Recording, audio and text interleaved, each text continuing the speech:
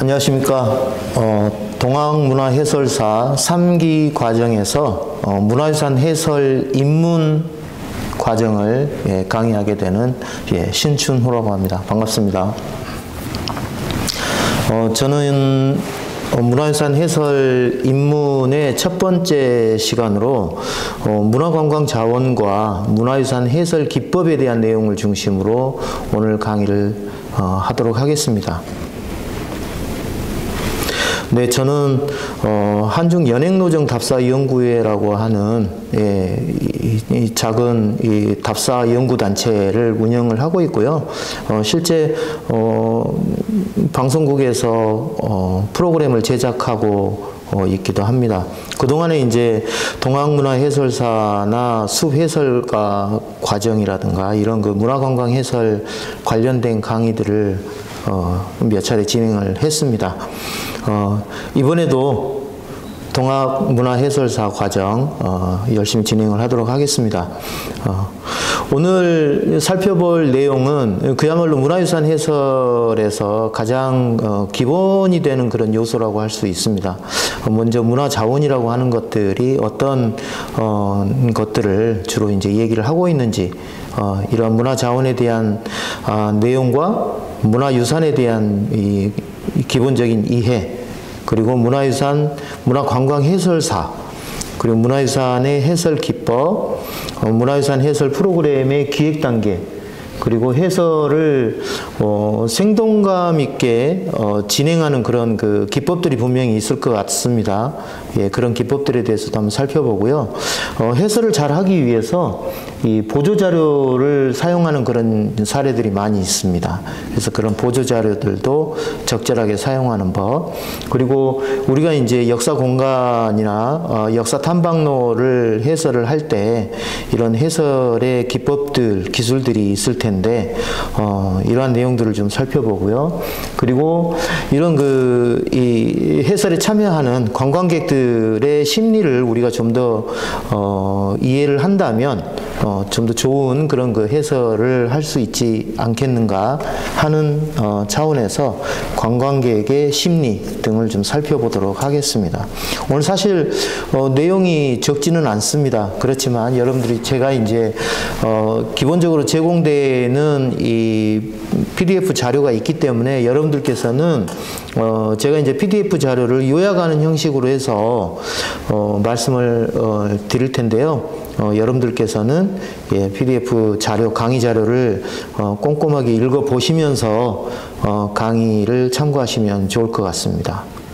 먼저 제가 강의에 본격적으로 들어가기 앞서서 저는 이제 저에 대한 간단한 소개 겸 해서 제가 어떤 관심사를 갖고 있는지를 말씀을 드리고, 여러분들은 또 어떤 관심사를 갖고 있는지, 그래서 어떤 관심사 때문에 이번에 이 동학문화해설사 과정에 들어오시게 되었는지를 스스로 자문하는 시간을 좀 가졌으면 좋겠습니다. 제가 앞서 간단하게 제 소개를 해드린 것처럼 저의 관심사는 주로 이제 이 방송국에서 이 프로그램을 제작을 하다 보니까 영상 기록에 대한 관심이 기본적으로 많습니다. 예, 영상 기록을 하는데 역사 공간이나 문화의 현장들을 기록하는 이 다큐멘터리에 관심이 많고요. 이런 다큐멘터리나 역사 공간들을 기록하는 그 작업들에 관심이 많다 보니까 이러한 결과들을 기록 사진이나 동영상으로 촬영을 해서 아카이브로 구축하는 것에 관심이 많았습니다. 특히 주요 소재는 역사와 관련된 내용들입니다.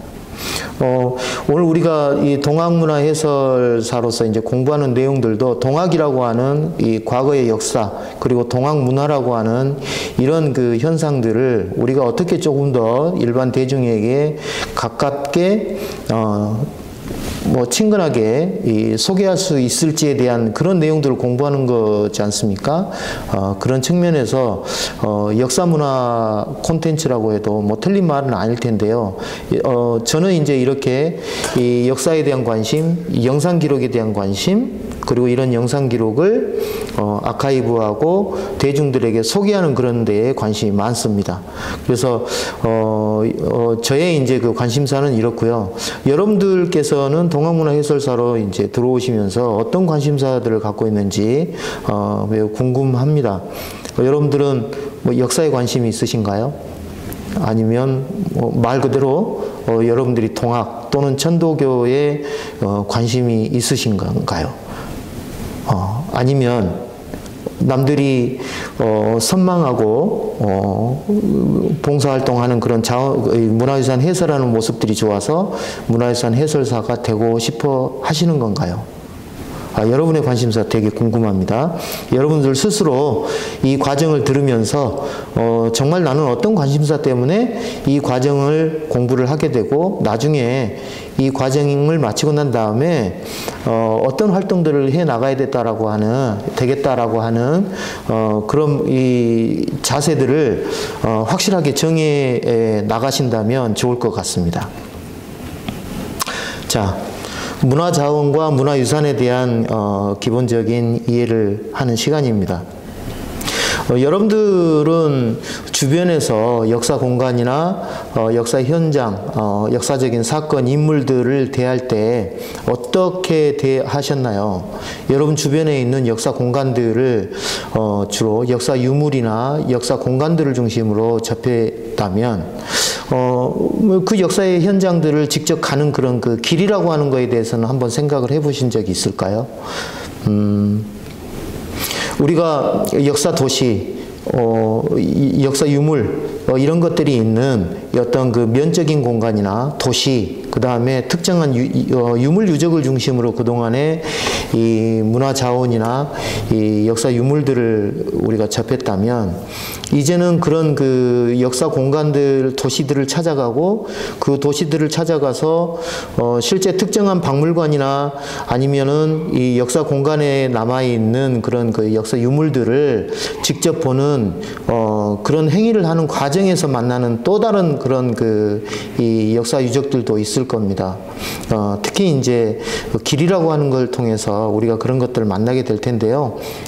우리가 그동안에 이 도시라고 하는 이 면적인 요소 그리고 유적이라고 하는 그런 점적인 요소에서 이제는 면과 점을 연결하고 점과 점을 연결하고 면과 면을 연결하는 선이라고 하는 개념에 대해서 우리가 좀 관심을 가질 필요가 있다고 생각을 합니다. 그래서 저는 여러분들도 잘 알고 계시다시피 멀리 차마고도라든가 실크로드 이런 다 길이잖아요. 그리고 뭐 연행길, 뭐 표해록, 표해로정, 그 다음에 뭐 조선족 이주사라든가 우리 민족의 한민족 이주 경로라든가 고려인의 이주 경로, 올레길, 둘레길, 역사 탐방로 이런 것들이 전부 다 이제 길과 연관이 되어 있지만 그 길을 걸으면서 주변의 경관과 주변의 역사 유적 유물들을 같이 바라보겠다라고 하는 그런 관점이 속해 있는 겁니다. 그렇기 때문에 이제는 이 문화 자원이나 역사 유적을 바라보는 관점을 특정한 이 도시나 이 특정한 유물 유적 중심에서 이제는 선의 개념으로도 확장을 할 필요가 있겠다라고 하는 점들을 여러분이 조금 감안을 해서 앞으로는 좀 접근을 하면 좋겠다는 생각을 합니다. 사실 동학문화해설사에서 제가 이제 앞으로 한 3번 정도 강의를 하게 될 텐데 이번에 하는 이 동학문화해설사의 이 문화해설사 입문과정은 사실 이 해설사로서 갖추어야 될 기본적인 소양인 이론적인 측면이 좀 강하다면 나머지 2번의 강의는 대부분 동학 또는 천도교와 관련한 역사 공간을 기행하는 그런 측면의 내용들이 주를 이루게 됩니다. 그런 것들은 조금 전에 제가 말씀드렸던 그런 선의 개념으로 이해를 하면 좋을 것 같습니다. 먼저 우리가 이제 문화 또는 문화재라고 하는 그런 용어들을 많이 접하게 되는데요. 문화해설사, 뭐 동학문화해설사도 역시 마찬가지입니다. 문화해설사들은 이런 문화 또는 문화재라고 하는 것들에 대해서 조금 더 이해를 할 필요가 있겠습니다. 뭐 다양한 그런 그 정의들이 있겠지만 우리가 문화라고 하는 것들을 사전적 정의로 좀 말씀을 해보면 사전적인 정의로는 이렇게 표현을 합니다. 사람이 사회 속에서 행동하는 모든 양식으로서 생활 속에서 일으켜낸 물질적, 정신적 소산을 통틀어서 이루는 말이다 라고 합니다.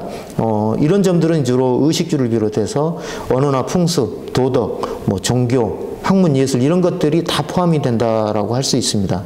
그러니까 다시 말하자면 인류가 시작되면서 이루어진 이 역사라고 하는 것 자체가 모두 문화라고 할 수 있고요. 이러한 역사, 문화는 인간의 활동에 대해서 끊임없이 재창조되고 재창조되는 그런 역사들을 갖고 있습니다. 그렇기 때문에 문화는 하나의 그릇에 담겨져 있는 이 고여 있는 그런 그 특질이 아니라 항상 변화되는 그런 모습을 갖고 있습니다.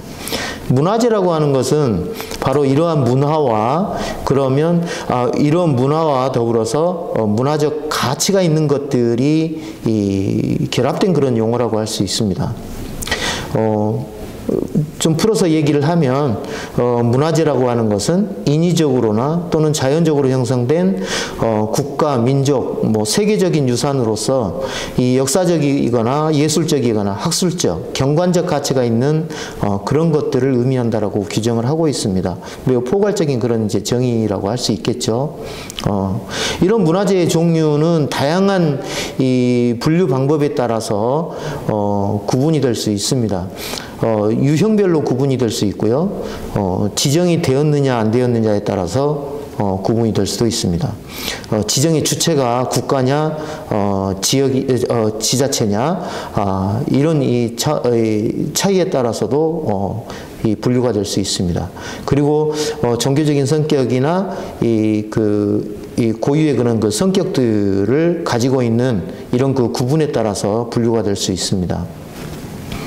구체적인 내용들은 이렇게 다양하게 규정이 되어 있는데 우리가 이제 흔히 유형 문화재라고 하는 것들은 유형의 형질들이 남아 있는 것들이라고 얘기를 할 수 있습니다.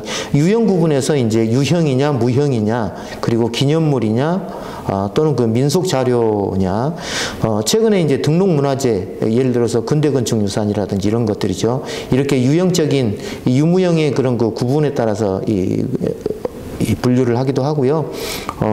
지정문화재냐 비지정문화재냐라고 하는 그런 측면에서도 우리가 분류를 할 수 있습니다. 그 다음에 문화재의 지정은 지정의 주체에 따라서 분류가 되기도 하는데요. 국가지정문화재와 시도지정문화재 그리고 등록문화재 그리고 등록문화재는 아니지만 문화재 자료 이렇게 구분이 될 수 있고요. 이런 것들은 대부분 이 네 가지는 이제 지정문화재에 속합니다. 이 관련된 구체적인 내용들은 여기 이제 표에 있는 내용들을 좀 살펴보시면 참고가 될 것 같고요. 그리고 지정문화재가 아닌 비지정문화재도 있는데 일반적으로 비지정문화재 같은 경우는 문화재보호법에서 규정하는 일반 동산문화재나 매장문화재로 구분을 해서 살펴볼 수가 있을 것 같습니다.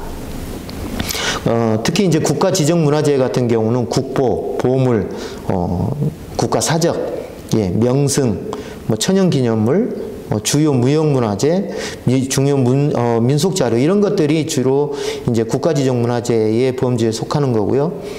시도 지정 문화재 같은 경우는 유형문화재, 무형문화재 그리고 기념물, 민속 자료 이렇게 구분해서 분류를 하고 있습니다. 그리고 이제 문화관광 자원으로서 이 세계유산을 우리가 들 수 있는데, 유네스코에서 지정하고 있는 세계유산은 다양하게, 지금 분류를 하고 있습니다. 세계적으로 이 보편 가치를 갖고 있는 그런 이 유적 유물들에 대해서, 별도로 세계문화유산이나 세계기록유산으로 선정해서 보호하고 관리하고 있습니다. 그 외에도 인류무형문화유산이라고 하는 그런 개념으로도 이제 분류를 하고 있는데요. 지금 현재 국내에 유네스코 세계유산으로 지정되어 있는 것은 약 한 51건 정도가 있습니다. 2019년도에 한국의 서원이 세계 문화유산으로 등재됨으로써 약 13건 정도의 문화유산이 등재가 되어 있고요. 한국의 갯벌이 2021년에 등재됨으로써 2건의 자연유산이 등재가 되어 있습니다. 이 밖에도 인류무형유산으로서 20건, 그리고 세계 기록유산, 2017년에 조선통신사 기록물이 등재가 됨으로써 약 16건의 이 세계 기록유산을 보유한 그런 국가가 되었습니다. 그래서 전체적으로 보면 유네스코 지정유산이 약 51건이 등재가 되어 있는 지금 현재 상황입니다. 자, 문화관광자원이라고 하는 내용을 살펴보겠습니다. 문화관광자원이라고 하는 것은 바로 문화관광을 하는 데 있어서 기본적인 매력물이 되는 것을 의미합니다. 이러한 문화관광의 사전적 의미는 유적이나 유물, 전통 공예, 예술 등이 보존되거나 스며있는 지역 또는 사람의 풍요로웠던 과거에 초점을 두고 관광하는 행위입니다. 이건 이제 관광용어사전에서 나오는 그런 이 정의인데요. 세계관광기구 WTO에서는 이 협의의 그런 그 개념과 이 광의의 개념으로 이 문화관광자원의 그런 이 정의들을 분류를 하고 있습니다. 넓게 보면 개인의 문화 수준을 향상시키고 새로운 지식이나 경험 또는 만남을 증가시키는 등 인간의 다양한 욕구를 충족시키는다는 점에서 타국이나 또는 타 지역의 생활 양식이나 전통적 생활 양식을 접하고 체험하는 모든 것을 문화 관광이라고 얘기를 하고 있습니다. 국내에서 이 한국관광공사에서는 이렇게 정의를 하고 있습니다. 문화적 동기를 가지고 전통과 현대의 다양한 문화를 적극적으로 체험하는 특정 분야의 그런 관광 활동이라고 정의를 하고 있습니다. 우리가 이제 문화유산이라고 하는 말들을 하고 있죠. 여러분들께서도 이제 문화유산 해설사가 되기 위해서 이 과정을 듣고 있는데요. 인터프리테이션이라고 하는 의미는 사실은 이제 해석, 주석하는 그런 의미를 갖고 있는데요. 일반적으로는 이제 설명하다라고 하는 그런 뜻을 갖고 있습니다. 그런데 이제 이런 것들이 단순하게 설명하는 그런 차원이 아니라 이 문화유산이 지니고 있는 의미들을 조금 더 연구하고 쉽게 풀어서 밝힌다는 측면에서 약간 해설의 의미를 강하게 이제 제시를 하고 있습니다. 우리나라 예를 들어서 우리말로 인터프리테이션을 정확하게 표현하는 용어가 딱히 있는 것은 아니지만 이걸 일반적으로 이제 해설이라고 번역해서 사용을 하고 있는데요. 우리가 이제 해설이라고 하는 용어 앞에 문화유산이라고 하는 단어를 붙여서 일반적으로 문화유산 해설이라고 얘기를 하고 있는데, 이러한 문화유산 해설이라고 하는 것은 바로 문화유산의 의미들을 해설해서 조금 더 풀어서 쉽게 대중에게 소개하는 그런 의미를 갖고 있다라고 하겠습니다.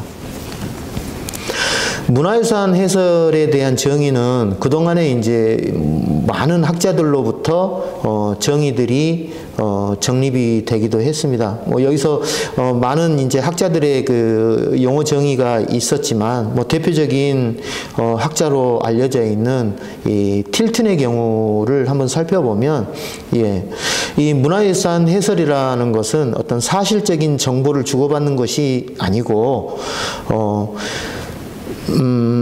예를 들어서 진품을 보여준다든가 또는 직접 경험함으로 한다든가, 경험을 할 수 있도록 한다든가 하는, 또는 그 적절한 매체를 사용해서 이러한 현상에 내재된 의미와 관련성을 나타내 보이려고 하는 교육적인 활동이라고 그렇게 표현을 하고 있습니다.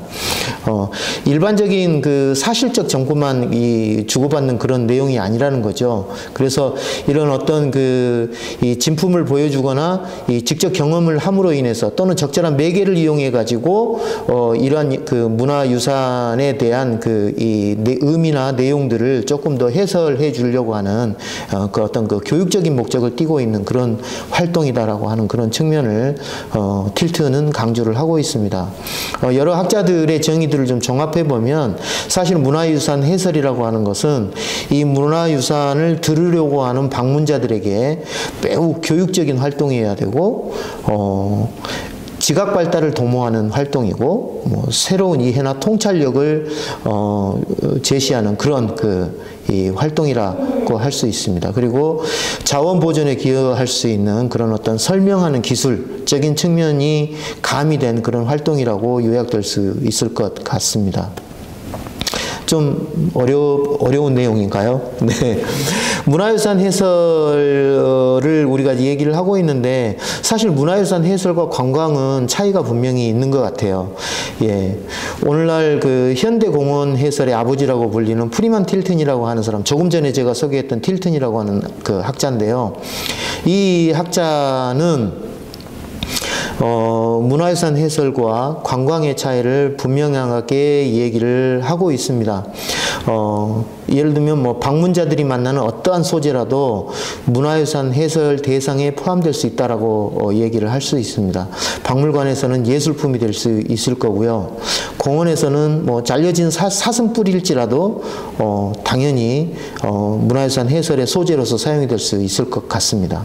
도심지에서는 각종 기념품이라든지 건축의 장식 등도 문화유산 해설의 대상이 되는 걸로 보고 있습니다. 그래서 아래에 있는 글들을 간략하게 요약해 보면 약 3가지로 좀 요약을 해볼 수 있을 것 같은데, 문화유산 해설하고 관광의 그런 구분은 크게 3가지를 구분을 한다면, 먼저 이 문화유산 해설가는 특정한 공간에 상주해 있는 게 특징입니다. 그렇지만 문화관광 안내원들은 도시나 지역 전체를 관광객과 함께 여행을 하는 그런 이동한다는 거에 좀 특징이 있는 것 같아요. 그래서 문화유산 해설가는 이 특정한 장소에 상주하면서 관광객들이 오면은 그 상주되어 있는 그 특정한 공간들을 해설해주는 그런 임무를 수행을 하고 있는 것 같습니다. 그래서 그 특정한 현장에서 두 번째로 문화유산 해설가는 어떤 특정한 장소, 상주하고 있는 그 장소가 갖고 있는 문화유산적인 그런 자원의 의미와 가치들을 전달해 주려고 하는 것에 주력하는 거죠. 앞서 말씀드렸던 것처럼 특정한 이 문화자원을 해설해 주려고 하는, 의미를 부여해서 해설을 해주려고 하는 그런 것들이 중요한 거고, 이 관광 안내원은 이 관광객들이 이 특정한 공간에 와가지고 충분한 이런 관광 요소들을 취할 수 있도록, 여행을 잘 할 수 있도록 유도해주고 관리해주는 것에 주력한다는 점이 특징입니다.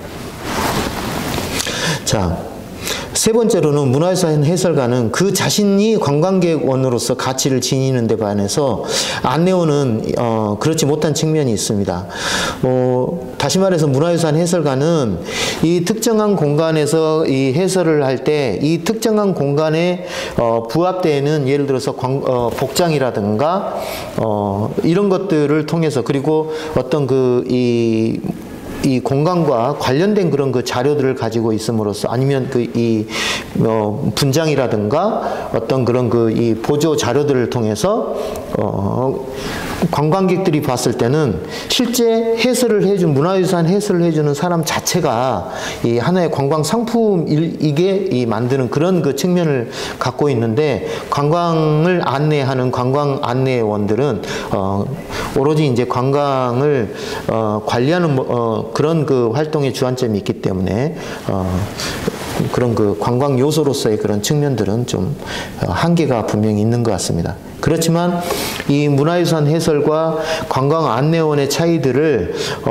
이 두 차이들은 분명한 기본적인 역할의 차이는 있고, 그렇지만 사실은 일맥상통한 부분이 또 없지는 않습니다. 그래서 이 두 가지 요소를 같이 행하는 그런 경우들도 있기 때문에 폰드라고 하는 사람은 이 두 가지 문화유산 해설사와 관광 안내사가 이 양자의 그런 차이점은, 장점들을 조합함으로써 양자의 노력으로서 차이점을 좁힐 수 있다라고 하는 그런 얘기를 하기도 합니다.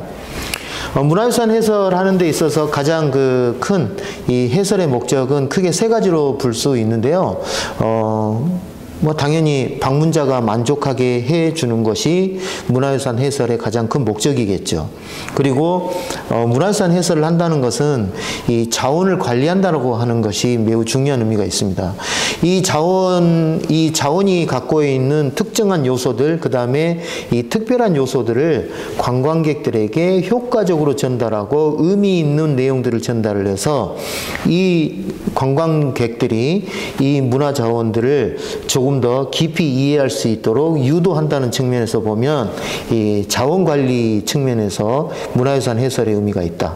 그리고 이러한 그 자원관리 측면에서 또는 관광객들이 만족할 수 있는 그런 해설을 함으로 인해서 이 문화재 자원을 갖고 있는 문화 자원을 갖고 있는 이 공간이 새롭게 인식되는 이미지 개선의 효과도 있다라는 것이 문화 해설의 가장 큰 목적이라고 하겠습니다.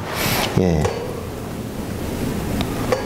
자, 이런 문화유산을 해설하는 방법은 다양하게 살펴볼 수 있겠지만, 안내자가 직접 해설하는 안내자 해설 기법과 자기 안내 해설 기법이 있습니다. 안내자 해설 기법은 방문자 센터를 이용하는 그런 그 해설이 있을 수 있고요.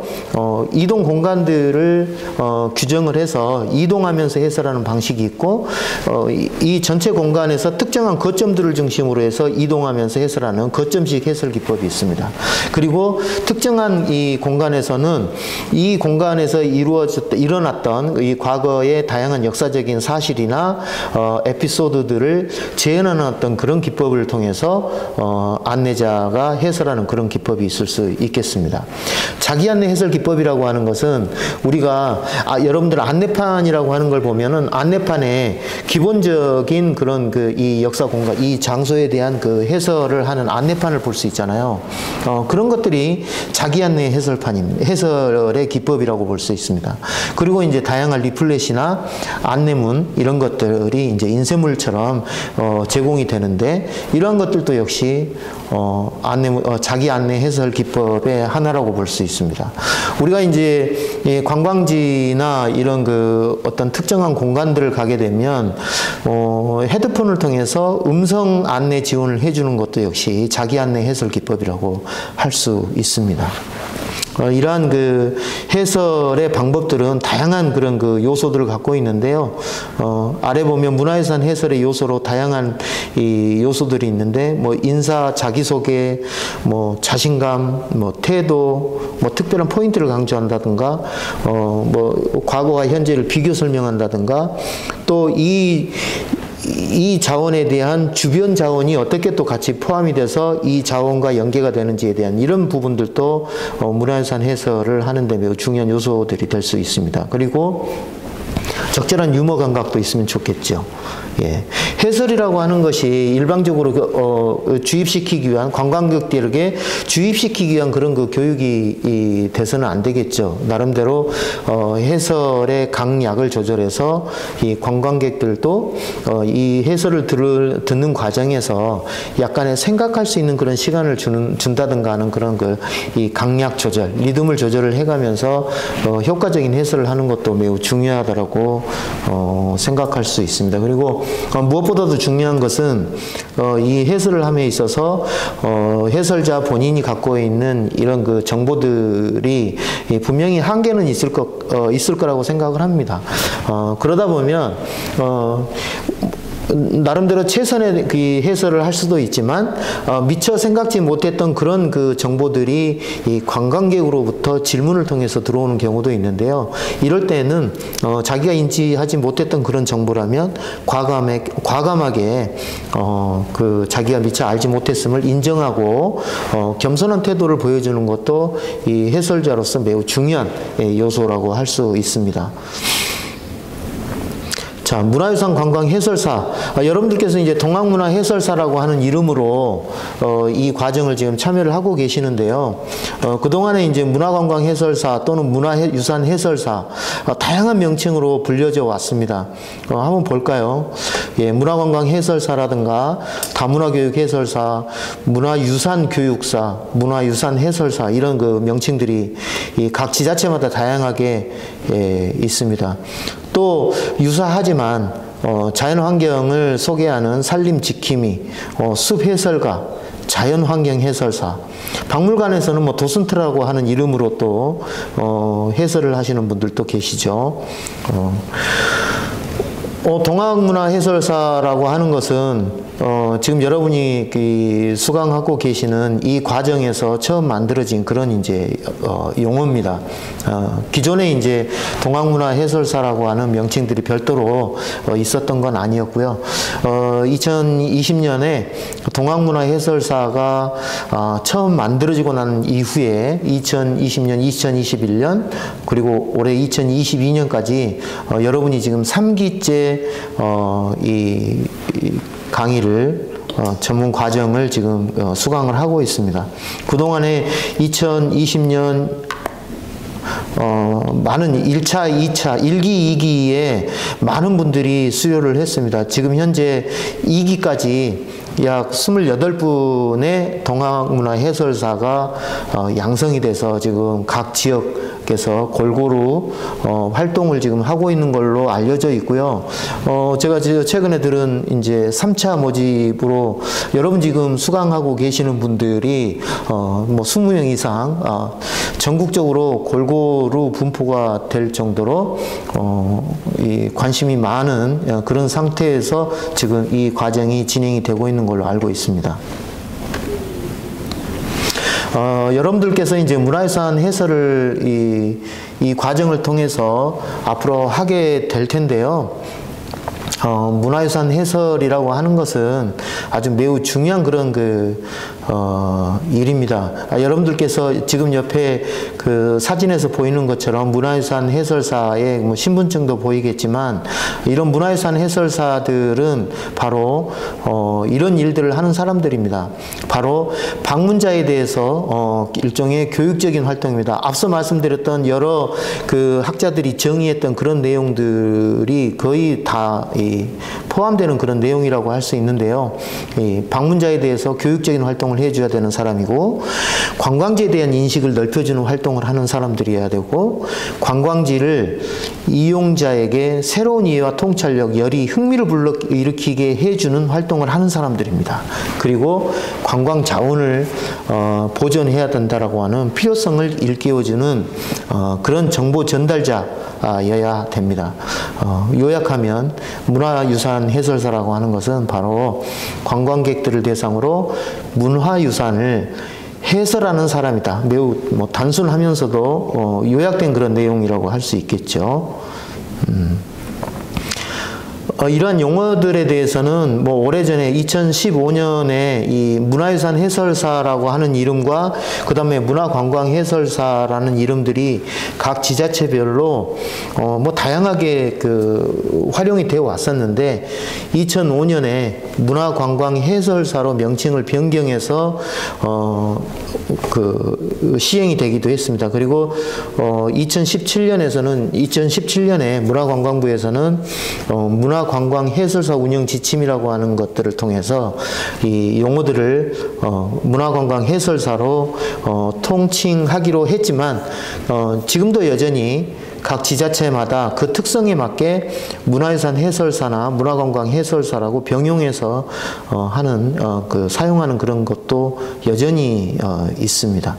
그런데 이제 여러분들이 본격적으로 좀 이해를 많이 해주시고 앞으로도 여러분 마음속에 이 동학문화해설사라고 하는 과정을 하는 분들은 좀 마음속으로 가져야 될 그런 자세들이 좀 있는 것 같아요. 그런 자세들 중에서 앞서도 얘기했지만 가장 핵심은 이렇게 크게 4가지로 좀 살펴본다면 바로 자원봉사자입니다. 어느 관광 문화 공간에 가도 해설을 해주시는 분들의 대부분은 거의가 자원봉사로 하고 있습니다. 예.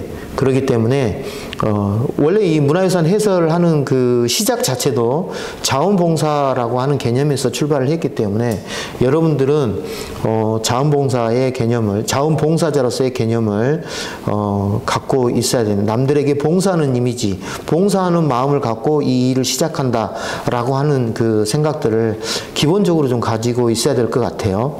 그리고 여러분들은 어떤 특정한 문화유산을 전속으로 소개하는 안내원이다. 전속 안내원의 개념을 갖고 있다. 예.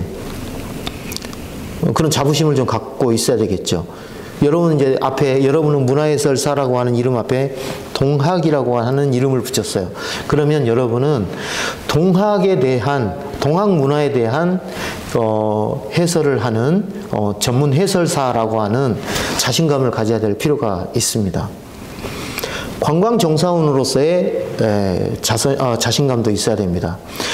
여러분들께서는 동학의 현장, 동학문화의 현장이라면 여러분 주변에 있는 동학문화의 그 현장을 소개하는 그런 전속 안내원이자 자원봉사자일 수도 있지만 이를 통해서 이 동학문화가 갖고 있는, 동학의 유산을 갖고 있는 그 지역과 연계한 지역경제를 동시에 활성화시키는 그런 그 관광정사원의 그런 그 역할도 함께 갖고 있다라고 하는 인식을 가져야 됩니다. 그러므로 인해서 여러분들이 소개하고자 하는 그런 그 동학 문화의 현장들이 그 지역 사회에서 그 지역과 함께 소개될 수 있도록, 그리고 지역 사회에서 함께 활용되고 공유될 수 있는 그런 이 기반들을 만들어주는데 일조해야 된다라고 하는 그런 인식들을 가져야 된다고 생각을 합니다. 그리고 무엇보다도 해설하는 사람들은 기본적으로 이 내용에 대해서, 여러분이 해설을 하려고 하는 그런 역사 유적의 문화 자원에 대해서 매우 많은 이 공부를 해야 될 필요가 있습니다. 여러분들 나름대로 여러분을 찾는 관광객들에게 이 문화유산 해설사로서, 동학문화 해설사로서 여러분의 이 해설 기법만을 가지고 여러분 나름대로의 해설 기법으로 많은 사람들에게 여러분의 이야기를 들려줘야 되기 때문에 여러분 스스로 개발하는 이야기꾼이 되어야 된다라고 하는 측면입니다. 문화유산 해설 기법들은 다양하게 있습니다. 그렇지만 많은 학자들이 정의하고 있는 문화유산 해설의 과정의 핵심 요소를 간략하게 말씀드리면, 레이스라고 하는 그 학자는 4가지로 정리를 했습니다. 관여하고 짜임새 있어야 되고, 생명을 불어넣어야 되고, 아주 효과적으로 전달할 수 있어야 된다라고 하는 그런 측면을 강조를 했습니다. 그 내용에 대해서는 지금 아래 나와 있는 4가지 내용들을 한번 좀 잘 읽어보시면 좋을 것 같습니다. 자, 문화유산 해설 프로그램을 기획하는 단계들은 여러 가지가 있겠지만, 여러분들께서는 문화유산 해설을 하기 위해서는 여러분이 해설하려고 하는 그 대상지에 대해서 기획 단계에서부터 해설의 완료까지 이 단계별로 여러분들은 체계적인 그런 이 준비들을 좀 해야 될 필요가 있습니다.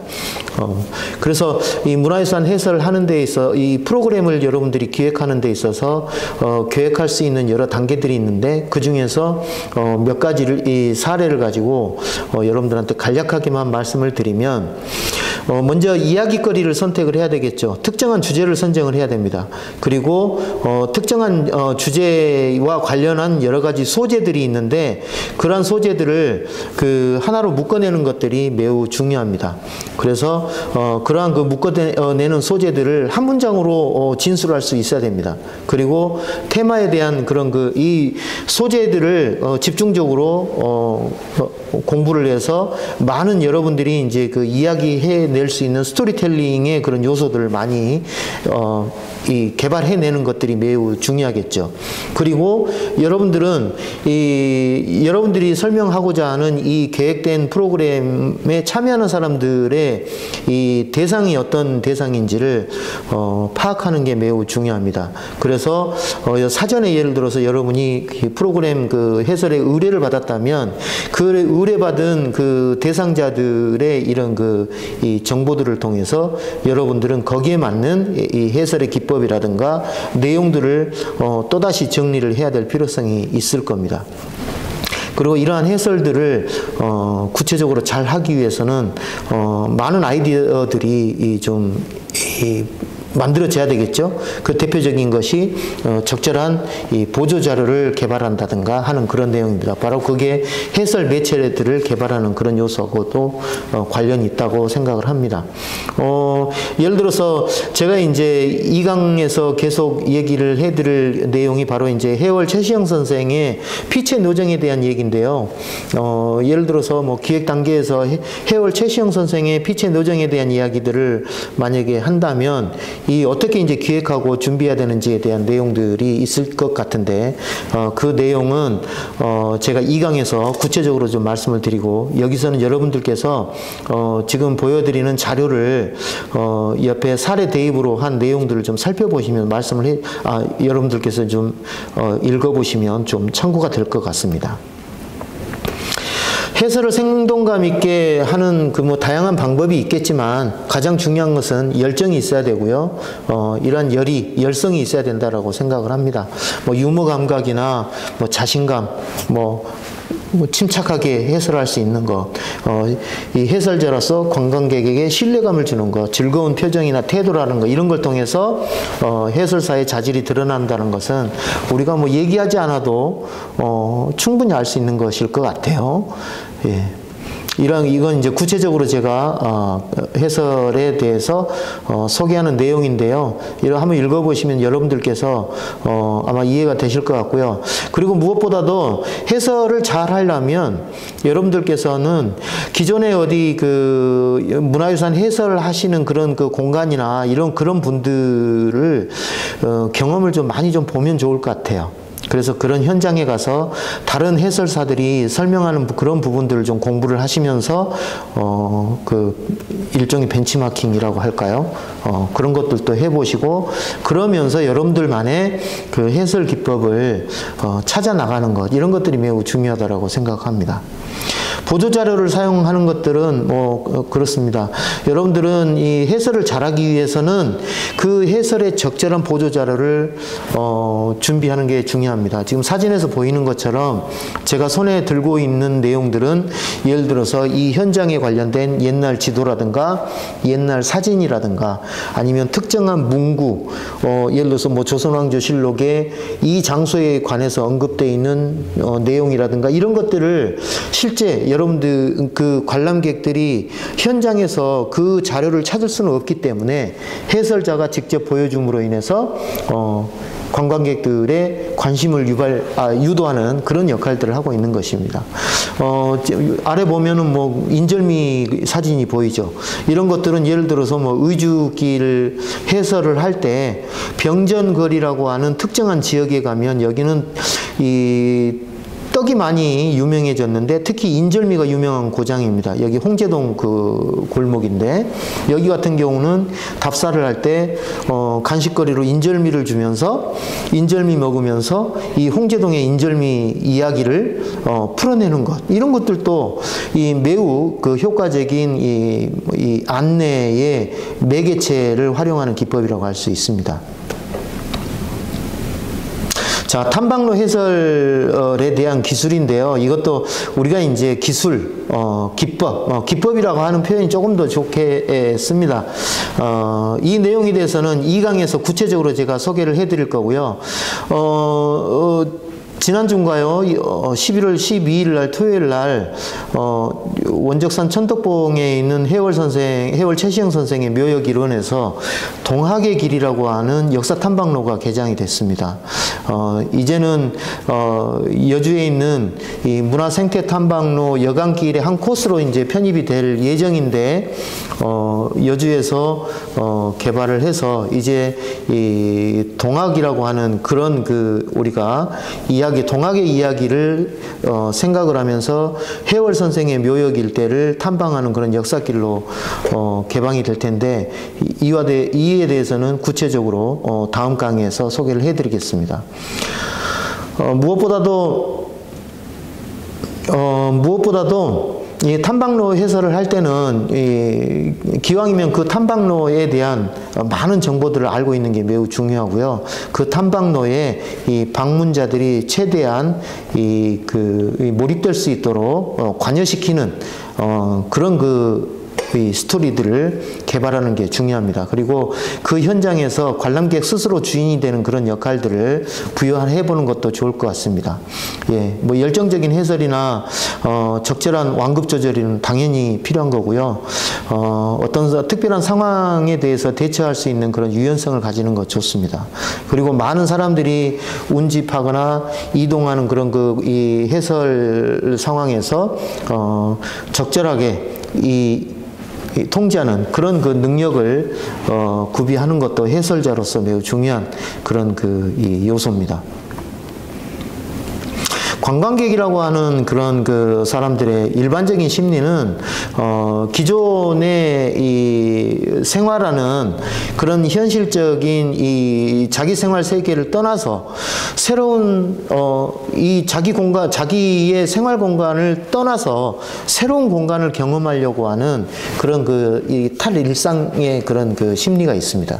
그리고 새로운 공간에서 새로운 기분을 느껴보고자 하는 기분 전환의 의미를 갖고 있는 게 기본적인 그 상황이기 때문에 이러한 특별한 공간에 새롭게 온 그 기분 전환을 위해서 온 사람들에게 매우 친절하고 환대하는 것은 당연한 겁니다. 그리고 이러한 것들은 매우 그 직접적인 접촉을 하는 그런 공간이기 때문에 이 사람들에게 여기를 찾아오는 관광객들에게 매우 중요한 그런 그 호기심을 유도하거나 이런 것들을 자꾸 부여해 주는 것들이 매우 중요하고요.